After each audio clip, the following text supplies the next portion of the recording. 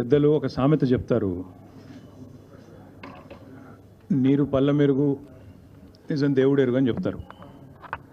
కానీ తెలంగాణ రాష్ట్రం ఏర్పడ్డ తర్వాత ఈరోజు చిన్నపిల్లని అడిగినా నీటికి పళ్ళం ఎట్లా తెలుసో అట్లాగే రైతులకు ఎవరేం చేసినరు నిజం యావత్ తెలంగాణకు చిన్నపిల్లల నుంచి మొదలు పెడితే పండు ముసలి వాళ్ళ దాకా అందరికీ తెలుసు. తెలంగాణలో రైతు రాజ్యం ఎవరు తీసుకొచ్చారో, తెలంగాణను ధాన్యం ఉత్పత్తిలో భారతదేశంలోనే పంజాబ్ను హర్యానాను తలదన్ని నెంబర్ 1 ఎవరు చేసినరో తెలంగాణ ప్రజలకు తెలుసు. వ్యవసాయాన్ని పండుగగా చేసి మరి 10 ఏళ్ల పాటు అద్భుతంగా వ్యవసాయాన్ని ఫార్మర్ ఫస్ట్ అనే నినాదంతో చివరికి జాతీయ పార్టీగా అవతరించిన అబ్ కీ బార్ కిసాన్ సర్కార్ అనే నినాదంతో రైతు కేంద్ర బిందువుగా ప్రభుత్వాన్ని ఎవరు నడిపినో అందరికీ తెలుసు. తెలంగాణలో ఏ పంటను అడిగినా, ఏ పైరుని అడిగినా, ఏ రైతుని అడిగినా, ఆ రైతు పక్కనే ఉండే ఎద్దుని అడిగినా స్పష్టంగా చెప్తుంది వ్యవసాయాన్ని పండుగగా చేసింది ఎవరు అంటే. కాకపోతే జగమెరిగిన సత్యాన్ని అర్థం చేసుకోలేని వాడిని చవట అంటారు, నిజం తెలిసినా కూడా ఒప్పుకోనని రేవంత్ రెడ్డి అంటారు.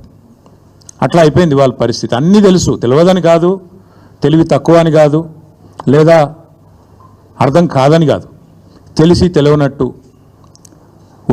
కనబడేదాన్ని చూస్తూ చూడనట్టు నటించేవాడిని రేవంత్ రెడ్డి అనక తప్పదు.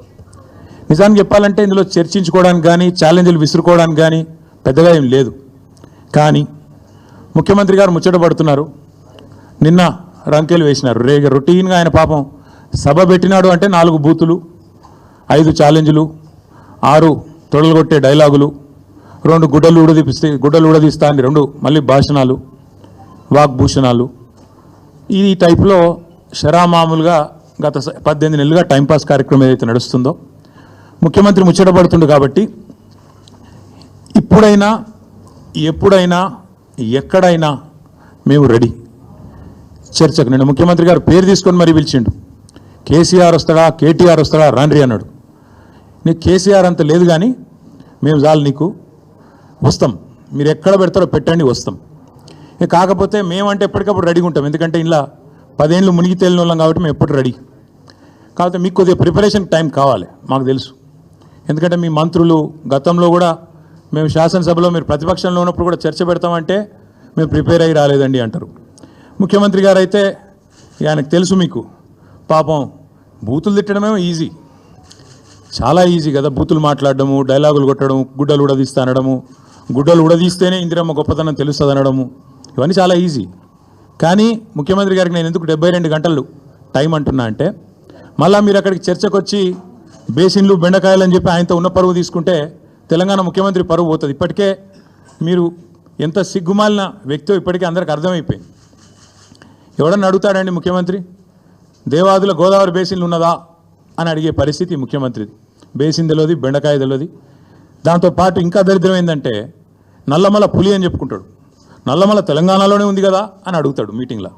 అంటే ఇంత నికృష్టమైన వ్యక్తి కాబట్టే కొద్దిగా ప్రిపేర్ అయ్యేందుకు టైం, వారికి 72 గంటల సమయం ఇస్తా ఉన్నాం. లేదు ముఖ్యమంత్రి గారు కనుక ముచ్చటపడి లేలే మా సొంత ఊరికే రండి కొండారెడ్డిపల్లి కంటే అక్కడికైనా వస్తాం, లేదు మా సొంత నియోజకవర్గం కొడంగల్లో పెడతాను నేను అంటే నీ ఇష్టం, అక్కడైనా పెట్టు. లేదు మా నాయకుడు కేసీఆర్ గారి సొంత ఊరు చింతమడకకు వస్తావా, అక్కడ రెడీగా ఉంటాం. లేదు మా నాయకుడు కేసీఆర్ గారి నియోజకవర్గం గజ్వేలు, అక్కడికి వస్తావా, నీ ఇష్టం. ఊరు నీ ఇష్టం, ప్లేస్ నీ ఇష్టం, సమయం డేటు అన్నీ నీ ఇష్టం. నేను రెడీ, మా పార్టీ తరపున నీ సవాల్ను స్వీకరిస్తూ ఉన్నాం. ఇందులో ముఖ్యమంత్రి గారి తరపున ముఖ్యమంత్రి గారు ఇచ్చిన సవాల్ను పార్టీ తరపున నేను స్వీకరిస్తూ ఉన్నా.